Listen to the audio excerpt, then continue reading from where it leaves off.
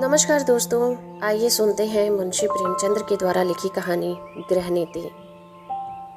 जब माँ बेटे से बहू की शिकायतों का दफ्तर खोल देती है और ये सिलसिला किसी तरह खत्म होते नजर नहीं आता तो बेटा उकता जाता है और दिन भर की थकान के कारण कुछ झुंझलाकर माँ से कहता है, तो आखिर तुम मुझसे चाहती क्या हो अम्मा?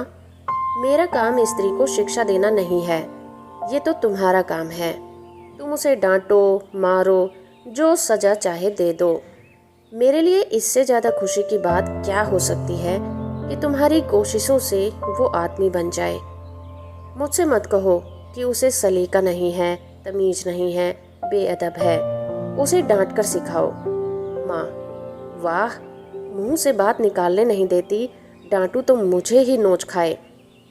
उसके सामने मेरी आबरू बचाती फिरती हूँ कि किसी के मुंह पर मुझे कोई अनुचित शब्द न कह बैठे।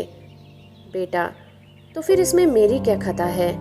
मैं तो उसे सिखा नहीं देता कि तुमसे बेअदबी करे। माँ: तो और कौन सिखाता है? बेटा: तुम तो अंधेर करती हो अम्मा। माँ: अंधेर नहीं करती, सत्य कहती हूँ। तुम्हारी ही शह पाकर उसका दिमाग बढ़ गया है। जब वो तुम्हारे पास जाकर टेस में बहाने लगती है तो कभी तुमने उसे डांटा, कभी समझाया कि तुझे अम्मा का अदब करना चाहिए? तुम तो खुद उसके गुलाम हुए हो। वह भी समझती है कि मेरा पति कमाता है, फिर मैं क्यों न रानी बनूं, क्यों किसी से दबूं?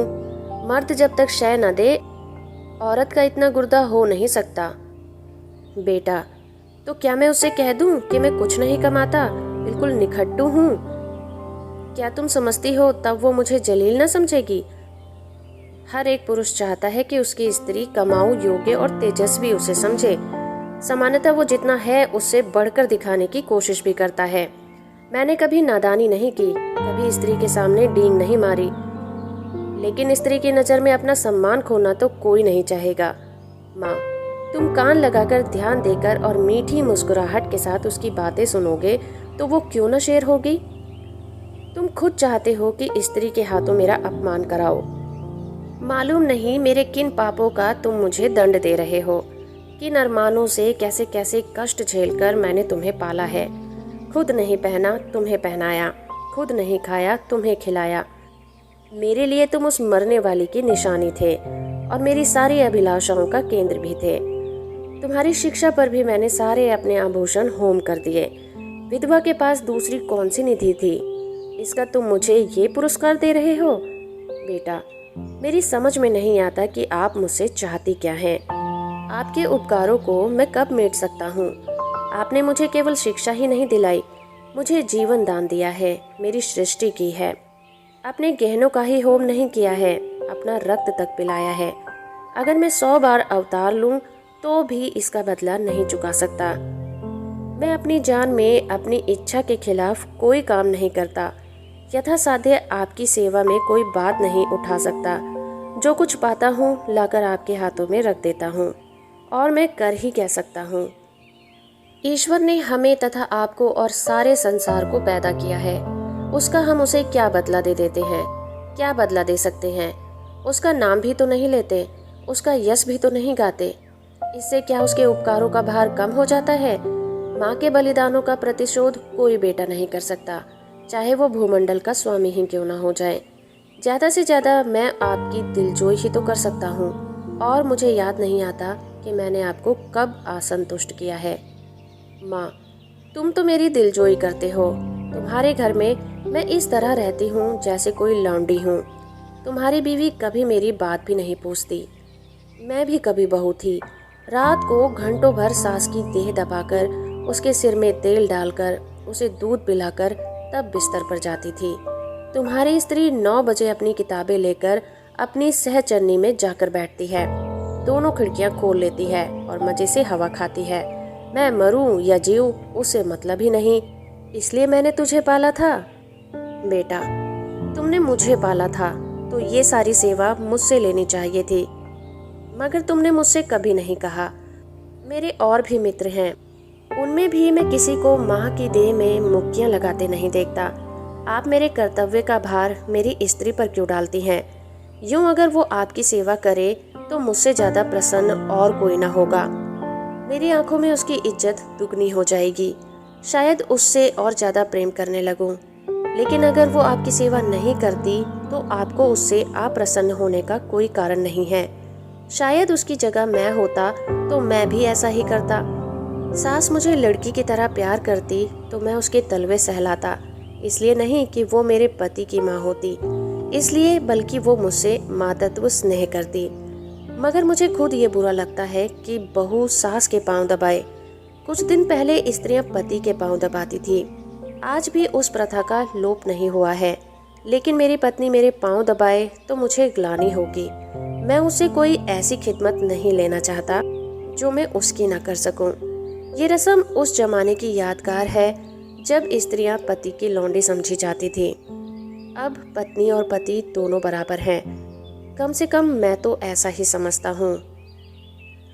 माँ, तो मैं कहती हूँ कि तुम ही ने उसे ऐसी ऐसी बातें पढ़ाकर शेर कर दिया है। तुम ही मुझसे बैर साध रहे हो। ऐसी निर्लज, ऐसी बदजबान, ऐसी टर्री फूहड़ छोकरी संसार में ना होगी। घर में अक्सर मोहल्ले की बहनें मिलने आती रहती हैं। वो राजा की बेटी न जाने किन गवारों में पली है कि किसी का आदर सत्कार नहीं करती, कमरे से निकलती तक नहीं। कभी कभी जब वो खुद उसके कमरे में चली जाती हैं तो वो गधी चारपाई से उठती तक नहीं है, प्रणाम तक नहीं करती। चरण छूना तो बहुत दूर की बात है। बेटा, वो देवियां तुमसे मिलने आती होंगी। तुम्हारे और उनके बीच में न जाने क्या बातें होती होंगी। अगर तुम्हारी बहू बीच में आ कूदे तो मैं उसे बदतमीज कहूँगा। कम से कम मैं तो कभी न पसंद करूँगा कि जब मैं अपने मित्रों से बात कर रहा हूँ तो तुम या तुम्हारी बहू आकर वहाँ खड़ी हो जाए। स्त्री भी अपनी सहेलियों के साथ बैठी होती है तो मैं वहाँ बुलाए बिना कभी न जाऊँगा। ये तो आजकल का शिष्टाचार है। माँ, तुम तो हर बात में उसी की पक्ष लेते हो बेटा। न जाने उसने तुम्हें कौन सी जड़ी सूंघा दी है। ये कौन कहता है कि वो हम लोगों के बीच में आ कूदे, लेकिन बड़ों का उसे आदर सत्कार तो करना चाहिए। बेटा, किस तरह? माँ, आकर अंचल से उनके पैर छुए, प्रणाम करे, पान खिलाए या पंखा झले, इन्हीं बातों से बहू का आदर होता है। लोग उसकी प्रशंसा करते हैं। नहीं तो सब की सब यही कहती होंगी कि बहू को घमंड हो गया है, किसी से सीधे मुंह बात नहीं करती। बेटे ने कुछ सोचकर कहा, हाँ, ये अवश्य उसका दोष है, मैं उसे समझा दूंगा। माँ ने खुश होकर कहा, तुमसे सच कहती हूँ बेटा, चारपाई से उठती तक नहीं। सब औरतें थोड़ी थोड़ी कहती हैं, मगर उसे तो शर्म जैसे छू ही नहीं गई है, और मैं हूँ कि मारे शर्म के मरी जाती हूँ। बेटा, यही मेरी समझ में नहीं आता कि तुम हर बात में अपने को उसके कामों का जिम्मेदार क्यों समझ लेती हो। मुझ पर दफ्तर में न जाने कितनी घुड़कियाँ पड़ती हैं, रोज ही तो जवाब तलब होता है, लेकिन तुम्हें उल्टे मेरे साथ सहानुभूति होती है। क्या तुम समझती हो अफसरों को मुझसे कोई बैर हो गया है जो अनायास ही मेरे पीछे पड़े रहते हैं, या फिर कोई उन्हें उन्माद हो गया है जो अकारण ही मुझे काटने दौड़ते हैं? नहीं, इसका कारण यही है कि मैं अपने काम में चौकस नहीं हूँ। गलतियाँ करता हूँ, सुस्ती करता हूँ और लापरवाही भी करता हूँ। जहाँ अफसर सामने से हटा कि लगे समाचार पत्र पढ़ने या फिर ताश खेलने, क्या उस वक्त हमें ये ख्याल नहीं रहता कि काम पड़ा हुआ है और ये साहब डांट ही तो बताएंगे, सिर झुकाकर सुन लेंगे, बाधा टल जाएगी। पर ताश खेलने का अवसर नहीं है, लेकिन कौन परवाह करता है।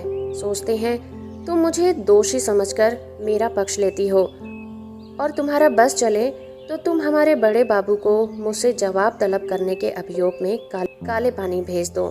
माँ ने खिलकर कहा, मेरे लड़के को कोई सजा देगा तो क्या मैं पान फूल से उसकी पूजा करूंगी? बेटा, हर एक बेटा अपनी माता से इसी कृपा की आशा रखता है, और सभी माताएं अपने लड़कों के ऐबों पर पर्दा डालती हैं।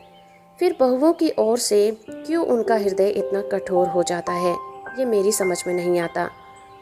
तुम्हारी बहू पर जब दूसरी स्त्रियां चोट करती हैं तो तुम्हारे मातृ स्नेह का ये धर्म है कि तुम उसकी तरफ से क्षमा मांगो, कोई बहाना कर दो, उनकी नज़र में उसे उठाने की चेष्टा करो। इस तिरस्कार में तुम क्यों उनसे सहयोग करती हो? तुम्हें क्यों उसके अपमान में मजा आता है? मैं भी तो हर एक ब्राह्मण या फिर बड़े बूढ़ों का आदर सत्कार नहीं करता। मैं किसी ऐसे व्यक्ति के सामने सिर नहीं झुका सकता जिससे मुझे हार्दिक श्रद्धा न हो। केवल सफ़ेद बाल होने से, सिकुड़ी खाल होने से, पोपला मुंह हो जाने से और झुकी हुई कमर से किसी को आदर नहीं मिलता, और ना ही जनेऊ, तिलक, पंडित या शर्मा की उपाधि मिलने से भक्ति की वस्तु मिल जाती है। मैं लकीर पीटू सम्मान को नैतिक अपराध समझता हूँ।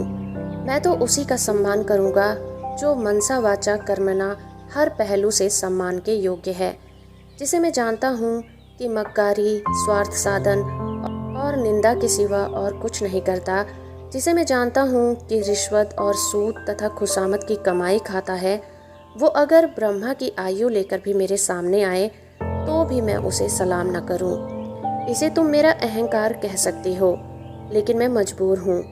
जब तक मेरा दिल न झुके, मेरा सर कभी नहीं झुकेगा। मुमकिन है तुम्हारी बहू के मन में भी उन देवियों की ओर से अश्रद्धा के भाव हों। उनमें से 2-4 को तो मैं भी जानता हूँ। हैं वे सब बड़े घरों की, लेकिन सबके दिल छोटे हैं, छोटे विचार हैं। कोई निंदा की पुतली है तो कोई खुशामद से भरी पूरी, तो कोई गाली गलौज में अनुपम है। एक भी तो ऐसा नहीं जिसने अपने घर को नरक का नमूना न बना रखा हो। अगर तुम्हारी बहू ऐसी औरतों के आगे नहीं झुकती तो मैं उसे दोषी नहीं समझता। माँ, अच्छा अब चुप रहो बेटा। देख लेना तुम्हारी ये रानी एक दिन तुम्हें चूल्हा न जलवाए और झाड़ू न लगवाए तो देखना। औरतों को बहुत सिर चढ़ाना अच्छा नहीं होता। इस निर्लज्जता की भी कोई हद है कि बूढ़ी सास खाना पकाए और जवान बहू बैठी उपन्यास पढ़े। बेटा, बेशक ये बुरी बात है और मैं हरगिज़ नहीं चाहता कि तुम खाना पकाओ और वो उपन्यास पढ़े, चाहे वो उपन्यास प्रेमचंद का ही क्यों ना हो। लेकिन यह भी तो देखना होगा कि उसने कभी अपने घर पर खाना नहीं पकाया। वहाँ रसोइया महाराज है, और जब चूल्हे के सामने जाने से उसके सर में दर्द होने लगता है तो उसे खाना पकाने के लिए मजबूर करना, उस पर अत्याचार करना होगा। मैं तो समझता हूँ जैसे जैसे हमारे घर की दशा का उसे ज्ञान होगा, उसके व्यवहार में अपने आप बदलाव आएगा। ये उसके घर वालों की गलती है कि उन्होंने उसकी शादी किसी धनी घर में नहीं की। हमने भी तो ये शरारत की कि अपनी असली हालत उनसे छुपाए रखी और ये प्रकट किया कि जैसे हम पुराने रईस हैं। अब हम किस मुंह से ये कह सकते हैं कि तू खाना पका या बर्तन मांज या झाड़ू लगा। हमने उन लोगों से छल किया है और उसका फल हमें चखना पड़ेगा। अब तो हमारी कुशल इसी में है कि अपनी दुर्दशा को नम्रता, विनय और सहानुभूति से ढांकें और उसे अपने दिल को ये तसल्ली देने का अवसर दें कि बला से धन नहीं मिला, घर के आदमी तो अच्छे हैं। मगर ये तसल्ली भी हमने उससे छीन ली तो तुम ही सोचो उसको कितनी विदारक वेदना होगी। शायद वो हम लोगों की सूरत से ही नफरत करने लगे। माँ, उसके घर वालों को 100 दफ़े गरज थी, तब हमारे यहाँ ब्याह किया। हम कुछ उनसे भीख मांगने गए थे?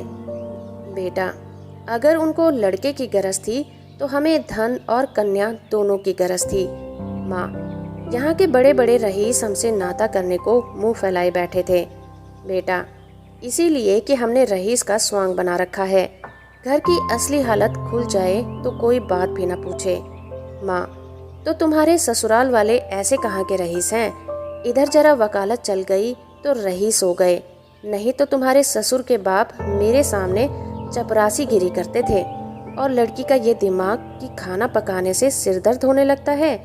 अच्छे अच्छे घरों की लड़कियां गरीबों के घर में आती हैं और घर की हालत देखकर वैसा ही बर्ताव करती हैं। ये नहीं कि बैठी अपने भाग्य को कोसा करें। इस छोकरी ने हमारे घर को अपना नहीं समझा। बेटा, जब तुम समझने भी दो तब ना। जिस घर में घुड़कियाँ, गालियाँ और कटुताओं के सिवा कुछ न मिले, उसे अपना घर कौन समझे?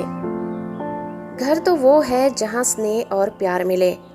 कोई लड़की डोली से उतरते ही सास को अपनी माँ नहीं समझ सकती। माँ तभी समझेगी जब सास पहले उसके साथ माँ का सा बर्ताव करे, बल्कि अपनी लड़की से ज़्यादा प्यार करे। माँ, अच्छा अब चुप रहो, जी न जलाओ। ये जमाना ही ऐसा है कि लड़कों ने स्त्री का मुंह देखा और उसके गुलाम हो गए। ये सब ना जाने कौन सा मंत्र सीख कर आती हैं।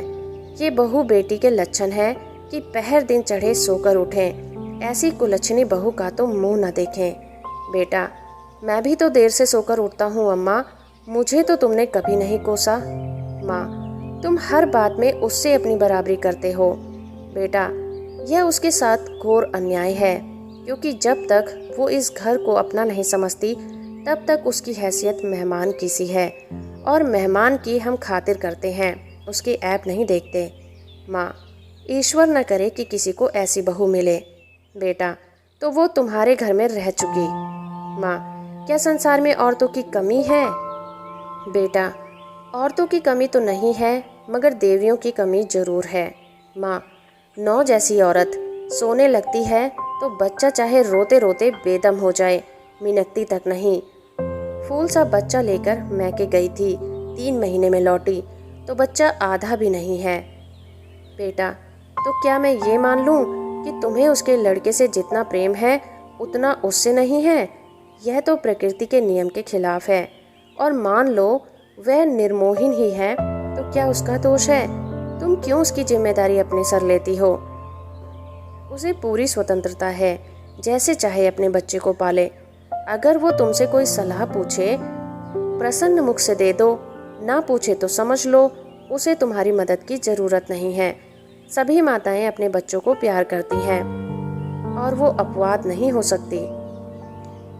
माँ, तो मैं सब कुछ देखूं, मुंह ना खोलूं। अगर घर में आग लगते देखूं तो चुपचाप मुंह में कालिक लगाए खड़ी रहूं। बेटा, तुम इस घर को जल्द छोड़ने वाली हो, उसे बहुत दिन रहना है। घर की हानि लाभ की जितनी चिंता उसे हो सकती है, तुम्हें नहीं हो सकती। फिर मैं कर ही क्या सकता हूँ? ज़्यादा से ज़्यादा उसे डांट बता सकता हूँ, लेकिन वो डांट की परवाह न करे और तुर्की बतुर्की जवाब दे तो मेरे पास ऐसा कौन सा साधन है जिससे मैं उसे ताड़ना दे सकूं? माँ, तुम 2 दिन न बोलो तो देवता सीधे हो जाएं, सामने नाक रगड़ें। बेटा, मुझे इसका विश्वास नहीं है। मैं उससे ना बोलूँगा, वह भी मुझसे ना बोलेगी। ज़्यादा पीछे पड़ूंगा तो अपने घर चली जाएगी। माँ, ईश्वर यह दिन लाए, मैं तुम्हारे लिए नई बहू लाऊंगी। बेटा, संभव है इसकी भी चर्चा हो। सहसा बहू आकर खड़ी हो जाती है। माँ और बेटा दोनों स्तंभित हो जाते हैं, मानो कोई बम का गोला आ गिरा हो। रूपवती, नाजुक मिजाज, गर्वीली रमणी है, जो मानो शासन करने के लिए बनी है। कपोल तमतमाए हुए हैं, पर अधरों पर विष भरी मुस्कान है और आंखों में व्यंग्य मिला परिहास है। माँ ने अपनी जेब छिपाकर कहा, तुम्हें कौन बुलाने गया था? बहू, क्यों, यहाँ जो तमाशा हो रहा है उसका आनंद मैं ना उठाऊं? बेटा, माँ बेटे के बीच में तुम्हें दखल देने का कोई हक नहीं है। बहू की मुद्रा सहसा कठोर हो जाती है। बहू, अच्छा, आप जवाब बंद रखिए। जो पति अपनी स्त्री की निंदा सुनता रहे वो पति बनने के योग्य नहीं है। वह पति धर्म का ख गा भी नहीं जानता। मुझसे अगर कोई तुम्हारी बुराई करता, चाहे वो मेरी प्यारी माँ ही क्यों ना होती, तो मैं उसकी जबान पकड़ लेती। तुम मेरे घर जाते हो तो वहाँ तो जिसे देखती हूँ तुम्हारी प्रशंसा ही करता है। छोटे से बड़ों तक गुलामों की तरह दौड़ते फिरते हैं। अगर उनके बस में हो तो तुम्हारे लिए स्वर्ग के तारे तोड़ लाएं, और उनका जवाब मुझे यहाँ यह मिलता है कि बात बात पर ताने, तिरस्कार और बहिष्कार। मेरे घर तो तुमसे कोई नहीं कहता कि तुम देर से क्यों उठे, तुमने आमुक महोदय को सलाम नहीं किया, आमुक के चरणों पर सिर क्यों नहीं पटका। मेरे बाबूजी कभी गवारा न करेंगे कि तुम उनकी देह पर मुक्कियाँ लगाओ, या उनकी धोती धो, या फिर खाना पकाकर उन्हें खिलाओ। मेरे साथ यहाँ ये बर्ताव क्यों? मैं यहाँ लौंडी बनकर आई हूँ क्या? तुम्हारी जीवन संगिनी बनकर आई हूँ। मगर जीवन संगिनी बनने का ये अर्थ तो नहीं कि तुम मेरे ऊपर सवार होकर मुझे जलाओ। ये मेरा काम है कि जिस तरह चाहूँ तुम्हारे साथ अपने कर्तव्य का पालन करूँ। उसकी प्रेरणा मेरी आत्मा में होनी चाहिए, ताड़ना या तिरस्कार से नहीं। अगर कोई मुझे कुछ सिखाना चाहता है तो माँ की तरह प्रेम से सिखाए, मैं सीख जाऊंगी। लेकिन कोई जबरदस्ती मेरी छाती पर चढ़कर अमृत भी मेरे कंठ में ठोसना चाहे तो मैं ओठ बंद कर लूंगी। मैं अब कब की इस घर को अपना समझ चुकी होती। अपनी सेवा और कर्तव्य का निश्चय कर चुकी होती, मगर यहाँ तो हर घड़ी हर पल मेरी देह में सुई चुभाकर मुझे याद दिलाया जाता है कि तू इस घर की लौंडी है। तेरा इस घर से कोई नाता नहीं, तू सिर्फ गुलामी करने के लिए यहाँ लाई गई है। और मेरा खून खौलकर रह जाता है। अगर यही हाल रहा तो एक दिन तुम दोनों मेरी जान लेकर रहोगे। माँ, सुन रहे हो अपनी चहेती रानी की बातें? वो यहाँ लौंडी बनकर नहीं, रानी बनकर आई है। हम दोनों उसकी टहल करने के लिए हैं। उसका काम हमारे ऊपर शासन करना है। उसे कोई कुछ काम करने को ना कहे, मैं खुद मरा करूं, और तुम उसकी बातें कान लगाकर सुनते हो। तुम्हारा मुंह कभी नहीं खुलता कि उसे डांटो या फिर समझाओ, थर थर कांपते रहो। बेटा, अच्छा अम्मा, ठंडे दिल से सोचो। मैं इसकी बातें न सुनूं तो कौन सुने? क्या तुम इसके साथ इतनी हमदर्दी भी नहीं दिखा सकती? आखिर बाबूजी जीवित थे तब वो तुम्हारी बातें सुनते थे या नहीं? तुम्हें प्यार करते थे या नहीं? फिर मैं अपनी बीवी की बातें सुनता हूँ तो कौन सी नई बात करता हूँ? और इसमें तुम्हारे बुरा मानने की कौन सी बात है? माँ, हाय बेटा, तुम अपनी स्त्री के सामने मेरा अपमान कर रहे हो। इसी दिन के लिए मैंने तुम्हें पाल पोस कर बड़ा किया था। मेरी छाती नहीं फट जाती। वो अपने आंसू पोंछती हुई आपे से बाहर कमरे से निकल जाती है। स्त्री पुरुष दोनों कौतुक भरी आंखों से उसे देखते रह जाते हैं, जो बहुत जल्द हमदर्दी में बदल जाती है। पति, माँ का हृदय। स्त्री, माँ का हृदय नहीं, स्त्री का हृदय। पति अर्थात स्त्री, जो अंत तक पुरुष का सहारा चाहती है, स्नेह चाहता है, और उस पर किसी दूसरी स्त्री का असर देखकर ईर्ष्या से जल उठता है। पति, क्या पगली सी बातें करती हो? स्त्री, यथार्थ कहती हूँ। पति, तुम्हारा दृष्टिकोण बिल्कुल गलत है, और इसका तजुर्बा तुम्हें तब होगा जब तुम खुद सास बनोगी। स्त्री, मुझे सास बनना ही नहीं है। लड़का अपने हाथ पांव का हो जाए, ब्याह करे और अपना घर संभाले, मुझे बहू से क्या सरोकार। पति, तुम्हें यह अरमान बिल्कुल नहीं है कि तुम्हारा लड़का योग्य हो, तुम्हारी बहू लक्ष्मी हो और दोनों का जीवन सुख से कटे। स्त्री, क्या मैं माँ नहीं हूँ? पति, माँ और सास में क्या कोई अंतर है? स्त्री, उतना ही जितना जमीन और आसमान में है। माँ प्यार करती है, सास शासन करती है। कितनी ही दयालु, सहनशील, सतोगुणी स्त्री हो, सास बनते ही मानो ब्याही हुई गाय हो जाती है। जिसे पुत्र से जितना ही ज्यादा प्रेम होता है, बहू पर उतनी ही निर्दयता से शासन करना चाहती है। मुझे भी अपने ऊपर विश्वास नहीं है। अधिकार पाकर किसे मत नहीं हो जाता। मैंने तय कर लिया है, सास बनूंगी ही नहीं। औरत की गुलामी सासों के बल पर कायम है। जिस दिन सासें न रहेंगी, औरतों की गुलामी का अंत हो जाएगा। पति, मेरा ख्याल है तुम जरा भी सहज बुद्धि से काम लो तो तुम अम्मा पर भी शासन कर सकती हो। तुमने हमारी बातें कुछ सुनी? स्त्री, बिना सुने ही मैंने समझ लिया कि क्या बातें हो रही होंगी। वही बहू का रोना। पति, नहीं नहीं, तुमने बिल्कुल गलत समझा।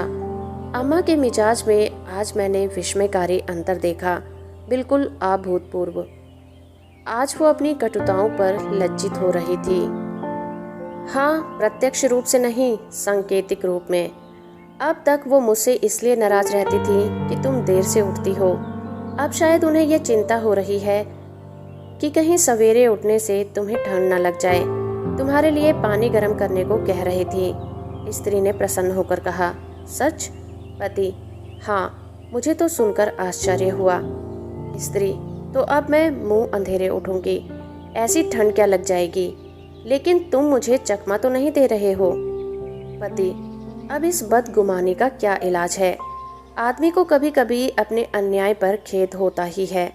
स्त्री, तुम्हारे मुंह में घी शक्कर। अब मैं गरज दम उठूंगी। वो बेचारी मेरे लिए क्यों पानी गर्म करेगी? मैं खुद गर्म कर लूंगी। आदमी करना चाहे तो क्या नहीं कर सकता। पति, मुझे उनकी बातें सुनकर ऐसा लगता था जैसे किसी देवी आदेश ने उनकी आत्मा को जगा दिया हो। तुम्हारे अल्लड़पन और चपलता पर कितनी भन्नाती हैं। चाहती थी कि घर में कोई बड़ी बूढ़ी आ जाए तो तुम उसके चरण छुओ, लेकिन शायद अब उन्हें मालूम होने लगा है कि इस उम्र में सभी थोड़े बहुत अल्लड़ होते ही हैं। शायद उन्हें अपनी जवानी याद आ रही थी। कहती थी, यही तो शौक श्रृंगार, पहनने ओढ़ने, खेलने कूदने के दिन होते हैं। बुढ़िया का तो दिन भर तांता लगा रहता है। कोई कहाँ तक उनके चरण छुए और क्यों छुए, ऐसी कहाँ की बड़ी देवियाँ हैं। स्त्री, मुझे तो हर्षोन्माद हुआ जाता है। मुझे तो विश्वास ही नहीं आता था। स्वप्न देखने का संदेह हो रहा था। स्त्री, अब आई है राह पर।